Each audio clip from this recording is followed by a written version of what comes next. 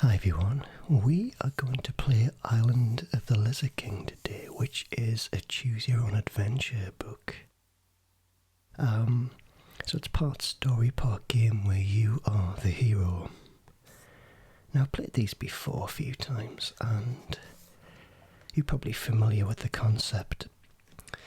But this one is not the original version that I had as a kid in the 1980s. The one in the 1980s had such amazing artwork, and this one just doesn't quite have the same impact with me.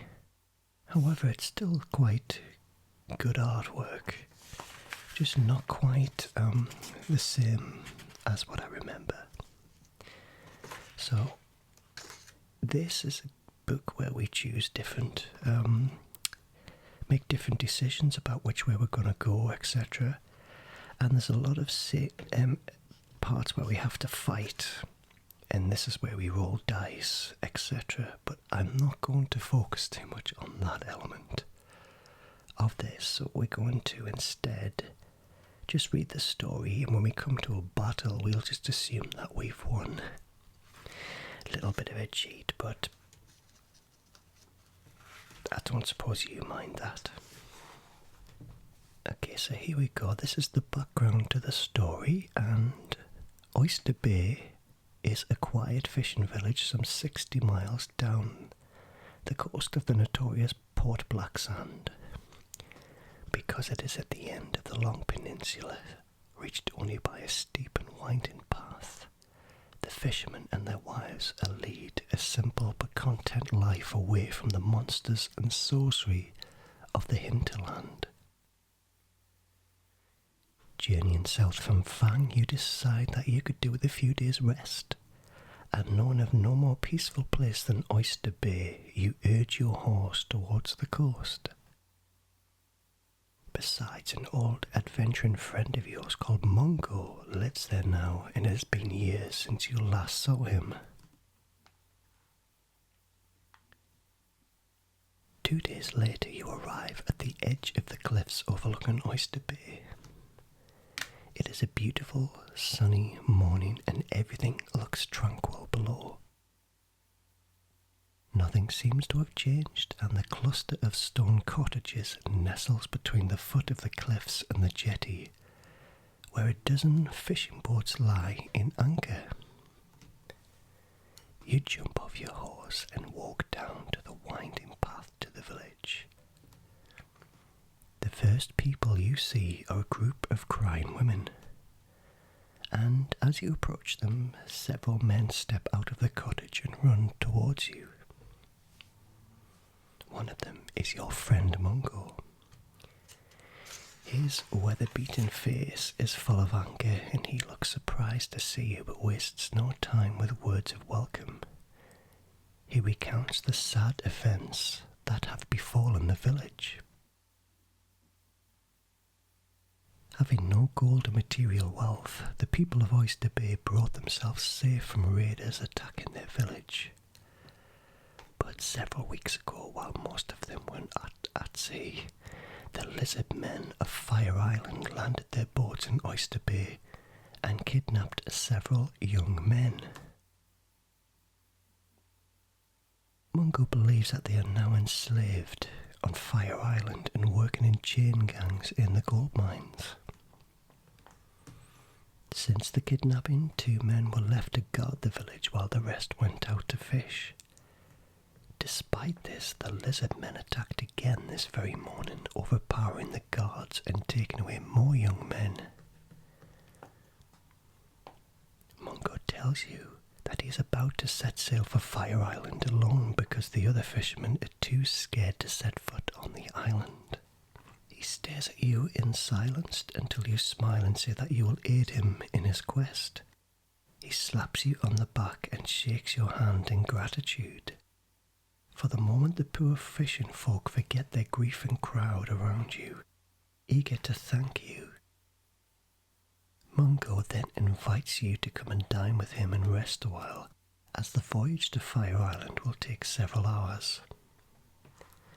Over a delicious feast of boiled lobster and salad, you discuss your plans. Mungo tells you he does not think that humans live on Fire Island any longer, but his knowledge is fairly limited. These are just rumours that pass between fishermen and other coastal villages. However, it is known that Fire Island used to be a prison colony guarded by a tribe of paid lizard men. This was a rather futile attempt by Prince Olaf to rid his land of undesirable characters. The good prince soon learned that it would be simpler to put his lawful citizens off Fire Island and leave the evildoers on the mainland. There were just too many of them. He gave up his attempt and abandoned the prison colony. When the lizard men received no pay, they took their vengeance out on the prisoners, and the island became a place of terror ruled by a lizard man prison guard who proclaimed himself king. The prisoners were forced to dig mines in the hope of finding gold for the Lizard King. They were underfed and ill-treated, and many died. It is presumably why the Lizard King is sending out his men to find new slaves. It is known that in order to assert his authority, the Lizard King began practicing voodoo and black magic. He also started genetic experiments in an attempt to breed an invincible race of lizard men. Most of the experiments went wrong. Grotesque mutants were created, and some of the harmful potions found their way into the water drains with terrible consequences. Not a good sign. The local flora and fauna were affected, with the result the man-eating plants developed and giant beasts evolved. A few of the prisoners managed to escape the island on rafts and were picked up by the fishermen. But what has now happened in the last few years, nobody knows. Fire Island had almost been forgotten until the recent raids. Success in your quest to assassinate the Lizard King and rescue the kidnapped victims is doubtful, but you must try. You stand up and walk to the jetty with Mungo, stepping aboard his small fishing boat. With the sight of cheering villagers, you untie the boat and push it out to sea, wondering if you ever will return. Your adventure awaits, may your stamina never fail. And now, my friends, we turn over.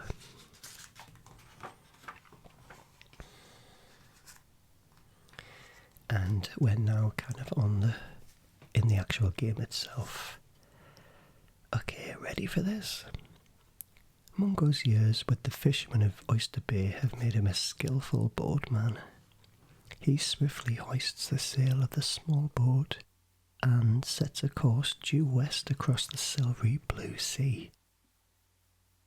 The land soon recedes into the distance as you sit back on the deck, relaxing in the afternoon sunshine. From the stern you hear merry whistling, the creak of the rudder, and Mungo occasionally calling out to a seabird passing overhead. You think about the good times you used to have with Mungo, his constant cheerful nature and willingness to help people in need. You find it difficult to believe that so much evil exists in the land where lives the likes of Mungo. As the hours drift by, you talk and laugh, trying to ignore the dangers ahead. Mungo is always the one to tell a tale, and now he's telling you about his father and how he used to work in a travelling circus. He was a big man, big as a mountain, laughs Mungo, and he would go just about do everything for a paying crowd. Wrestle trolls, have elephants stand on him, even let a killer bee sting him.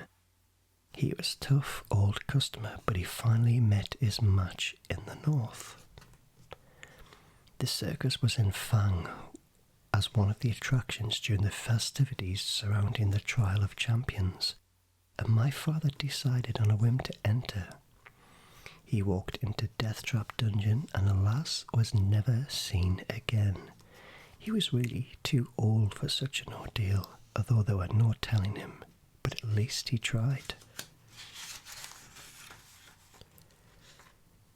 Just as Mungo is about to tell you his next tale, he jumps up and shouts, "Land ahoy!" at the top of his voice, as though he were yelling the news to a crew of a galleon. You look where he's pointing and see Fire Island in the distance. The island sits on a sea of green cushion with jagged mountain protruding from it. Smoke gently curls up from its top, a volcano's fuming anger waiting to explode. Mungo steers his boat toward a small inlet in the eastern tip of the island, hoping it will remain concealed between the high rocks. You put both your backpacks and clamber out of the boat and begin your quest to find the Lizard King. Now here's our first options. If you wish to scramble around the rocks to the beach to the cove to your left, turn to 24. If you wish to clamber over the rocks to the other side of the inlet to reach the cove on your right, plus 33. Now, it's one of the two, isn't it? So let's go to the right. We go to 33.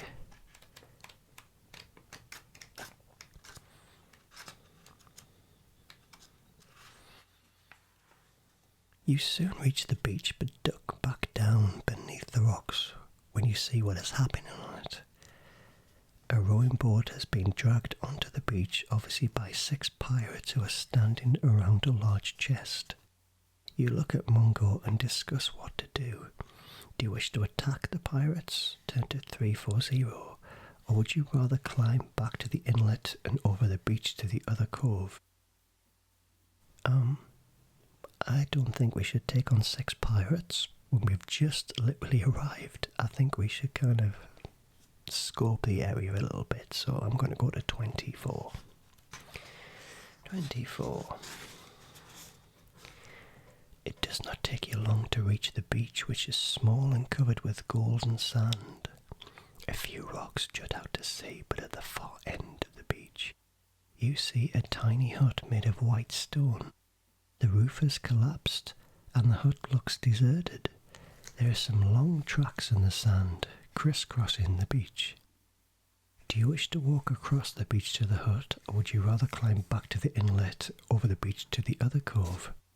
Let's check this out. Let's go to this deserted hut. There might be something in there. So we'll move to 211, 211. 211.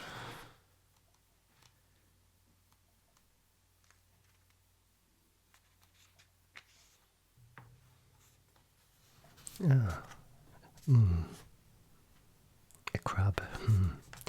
You're about halfway across the beach and suddenly a large mound of sand by the sea's edge starts to rise in the air. Then you see 6 spiny legs with their pair of pincers. As the sand slides off its huge shell, your eyes widen at the daunting sight of a giant crab before you. It scuttles across the sand, picking up Mungo with one of its pincers. Mungo cries out in pain, unable to free himself from the vice-like grip. If you wish to help Mungo, turn to 182, or do you rather run to the stone hut? We've got to help poor Mungo, haven't we? That would be very unfair. He's our friend. And this giant crab is just attacked out of the blue. So yes, of course, we're going to help Mungo. So we go to 182.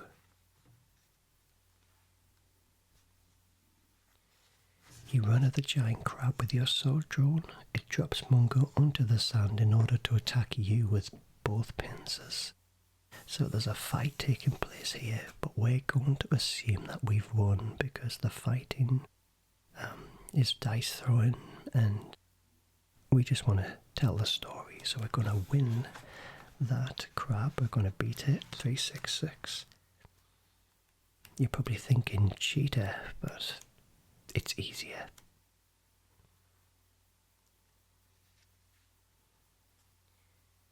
Okay, here we go. Kneeling down by the crushed body of Mungo, you gently lift his head in your arms. His eyes open a little, and he manages a half smile despite his agony. In a whisper he says, "Well, my friend, It is the end of the road for me. A lot of yous have been, but make sure you get that lizard king for me, won't you? His eyes then close and he slumps down dead. You bury him on the beach near the cliff, marking the grave with his sword skewered in the sand. More determined than ever, you set off on your quest and walk to the stone hut. Poor Mungo's dead already. We've just arrived. Oh. Alright, so we're now alone. And we'll go to 198 and see what is happening now. The abandoned hut is littered with broken furniture, smashed pottery, and a few bits of torn clothing. You kick away a dirty rug and see a handle of a trapdoor in the floorboards. Do you wish to lift the trapdoor, or would you rather leave the hut? Well, we're in the hut now, so we might as well lift up that trapdoor. So we'll go to 267. 267, there we go. You pull the handle and lift up the trapdoor. In a small compartment you see a wooden box which you lift out and place on the floor. The lid is covered with candle wax. Do you wish to open the box, or would you rather leave the hut? Well, I think we should open the box after we've found it. Might be something in there that we can use. So let's go to 354. 354. 354.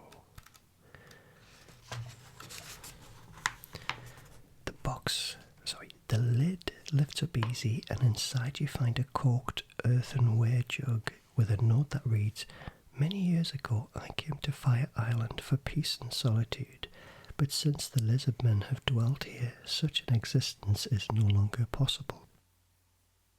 I have now returned to the mainland. Many of the plants and bushes here are poisonous. A scratch can kill you. Drink my potion from this jug, and you will come to no harm. I wish you well for whatever reason you are here. Farewell, Baskin." If you drink the liquid in the jug, turn to 238. If you'd rather leave the hut immediately, turn to 152. Well, let's trust Baskin and let's drink the potion. 238. I've got no reason to trust him or distrust him, but let's do it. 238.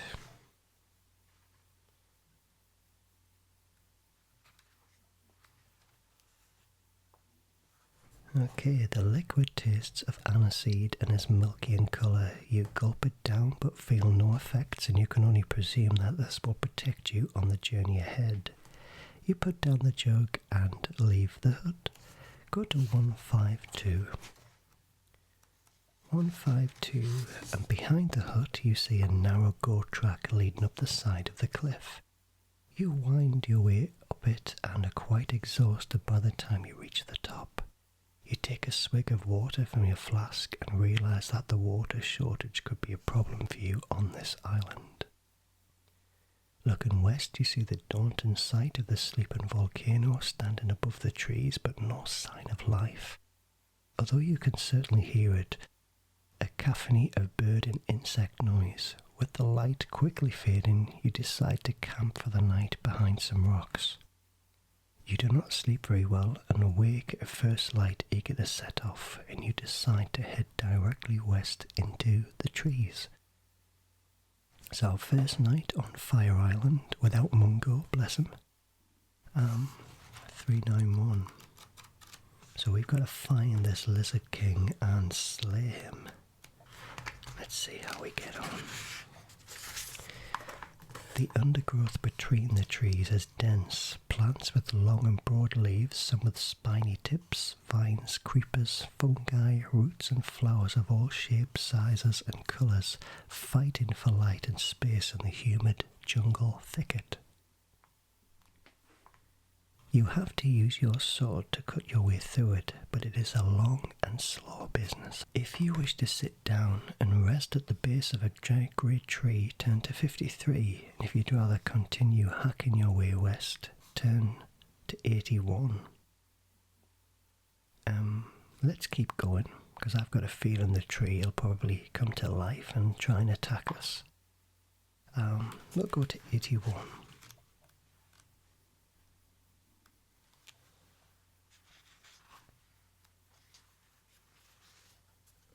As you push your way slowly across the undergrowth, the hairs on the back of your neck start to prickle, and you feel like you are being watched. You stand back, sword ready, watching the leaves for any sign of movement. Then 3 men step into view wearing only a crude loincloth. They are armed with stone clubs and long spears, but you are more alarmed that each of them wears a belt of shrunken human heads. The headhunters start to argue about who should kill you and earn the right to wear your head on his belt.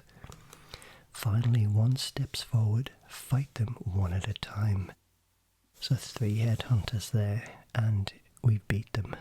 A cheat, I know, but we beat those headhunters, and let's see what happens after this. So 177. I normally used to always play these with the dice and, fight them. But this is ASMR, so I'm not going to worry too much about the technicalities of playing this game. The headhunters have no items of equipment on them, but they have a big bag containing bananas and coconuts. To save you saving your own provisions and eat the headhunters' food at 1 stamina point. You wonder if their village is nearby and decide to climb a tree to get a better view. From the top you see the smoke rising not far away in the southwest, perhaps from a village. And directly west you see the trees gradually thin out and away to the far northwest. You see the daunting shape of the volcano. You climb down from the tree and plan which way to head. If you wish to keep going west, turn to 229, and if you wish to go northwest, in order to circumvent the smoke, turn to 12. What should we do? Why don't we go and have a check out the smoke? Let's go to 12. There might be a village, and since we're going to beat anybody, I'm not too concerned about the danger. You struggle through the dense jungle and suddenly stumble across a human skeleton. The maggots and insects have long since devoured the flesh, but nothing but the clothing looks like that of a prisoner who must have tried to escape. You wonder how he or she died. There is a hand axe and some rope lying next to the prisoner, which you take before heading northwest. So we found an axe and some rope, so we'll mark that down in our inventory. Turn to 105.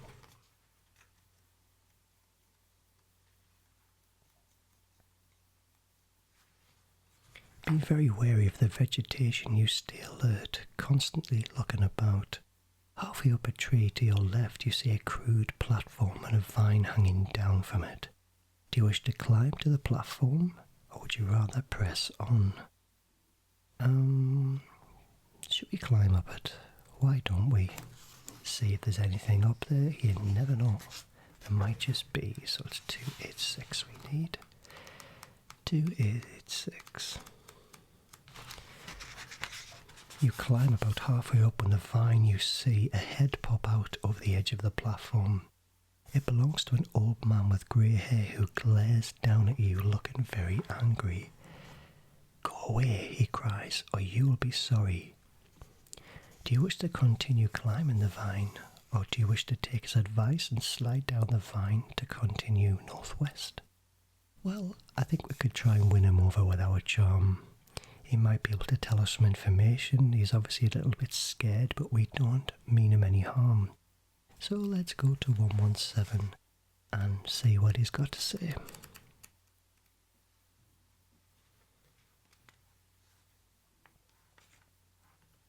You continue your climb and the old man jumps into a defensive action. A barrage of coconuts is hurled down at you. Although you tell him that you mean him no harm, he continues throwing down whatever is to hand, shrieking "Go away" at the top of his voice. By by the time you reach the platform, you have a few painful lumps on your head. Lose 1 stamina point. But you can see the man at the far side of the shelter platform standing nervously with a bamboo pole in his hands wearing nothing but canvas shorts. Will you offer him some of your provisions? Will you leave him alone and continue northwest through the undergrowth, or step on the platform to pull his bamboo pole away from him? I think we should gesture with some provisions, maybe give him some bananas that we got from the headhunters. So let's turn to 46. The man's eyes lighten up at the mention of food, and he puts down his pole and beckons for you to sit down. He devours your offerings, lose 1 portion of your provisions, and you tell him of your quest. He tells you he was once a thief on the mainland who was caught and sentenced by Prince Olaf to 5 years imprisonment on Fire Island. After the lizard men began their rule of the island, he was forced to work in the gold mines. However, one day he managed to escape and has lived hiding in the jungle ever since. He thinks he is too old to brave a journey by raft to the mainland and is happy enough to live in his tree den. You ask him if he has any information in which may be used to you, and he replies out he will willingly tell you all he knows for exchange for more food. Do you wish to give him another portion of your provisions, or would you rather threaten him? Let's give him another portion. I presume there's going to be more chances for us to eat. 149, I went straight to it. Oh, interesting. We've got a map here. So the old man takes the food and begins to draw a rough map of the island on a piece of cloth with some charcoal. He points to where you are now, and also marks the sites of the mine, the prison colony, where the Lizard King lives. You fold the map up and put it in your backpack, and just as you are about to climb down the vine, the old man says, "And just for a bit more of your delicious food, I'll give you something really useful. You wish to give him another portion of your provisions, or would you rather climb down and continue northwest?" Well, I think he's been helpful enough already, so let's trust him. Do you trust him? I do too, yeah. Let's go to 90. The old man pulls a piece of bent wire out of his pocket and proudly hands it to you. He sees the puzzled expression on your face and explains, "It's a picklock's wire, and I used it to unlock my leg irons before escaping from the mines. It might come in handy if you were captured." You thank the old man and climb down the vine to continue northwest. Turn to 375. 375.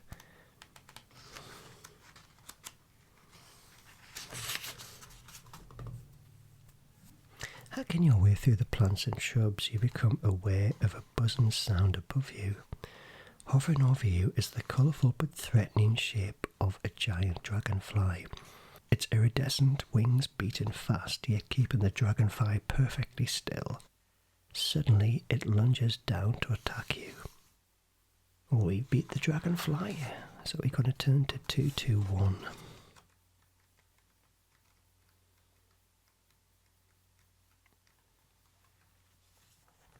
Close to where the giant dragonfly now lies in a crumpled heap, you see a patch of clam-shaped fungus attached to a rotting log.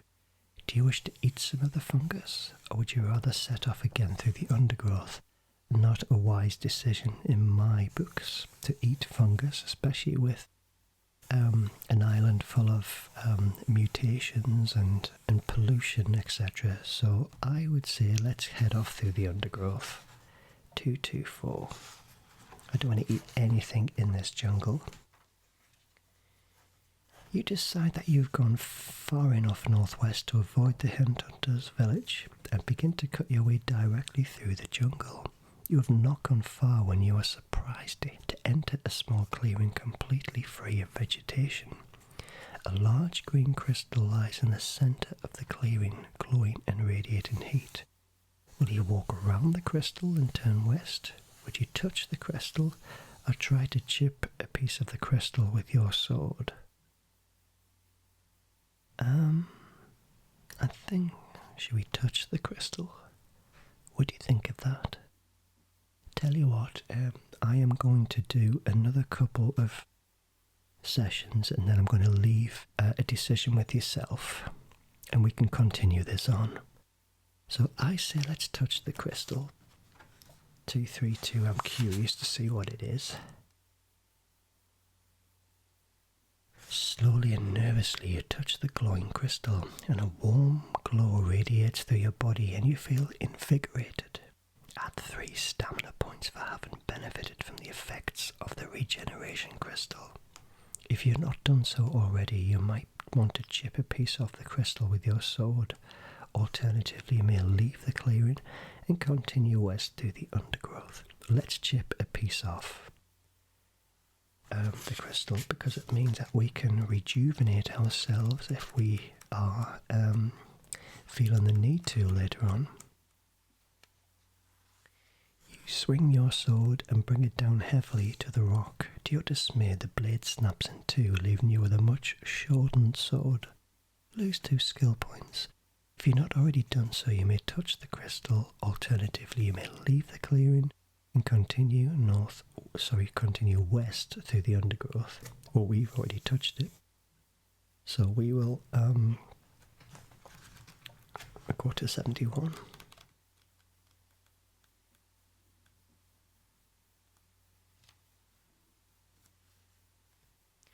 As you continue to hack your way noisily through the lush vegetation, you are unaware of 6 pygmies which you have attracted who are now following you.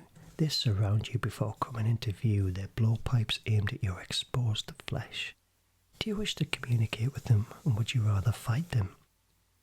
I'm always a talker rather than a fighter, so let's talk to these pygmies and see if they are friendly. They might just be scared of a random stranger kind of there. The pygmies grunt and shout at you, but you do not understand their language. They obviously want something from you, but you are not sure what. Do you want to give them your hand axe, an iron bar, provisions, or none of these? Right.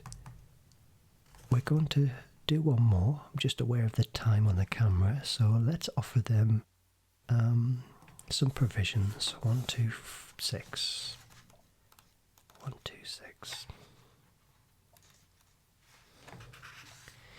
You reach in your backpack and take out 3 portions of your provisions and divide them amongst the pygmies. They each smell the food before trying it.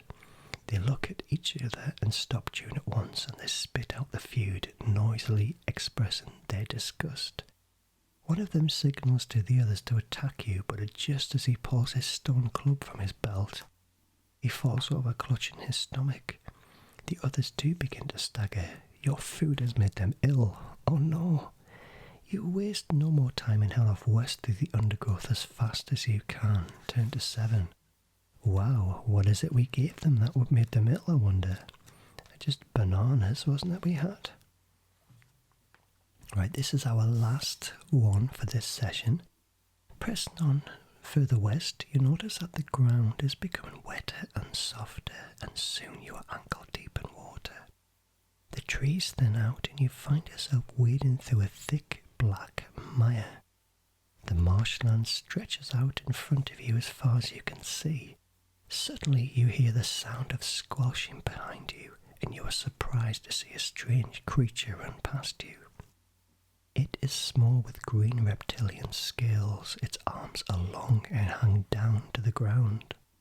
It moves rapidly over the marsh on its webbed feet. It pays you no attention. Do you want to call out to the creature, or do you want to keep trudging west? That is a decision I'm going to leave with you. Would you like to call out to this creature, or would you rather keep going west? And what we will do is I'll come back to Island of the Lizard King if there's enough interest, of course. I'm just exploring different things that you might like. But if you do, get in touch and we can revisit Island of the Lizard King. So I will fold over the page and keep our place. There we go. But anyway, thank you for listening as always. and I will see you again very soon. Now you take care and have a great restful night. Take care. Bye bye.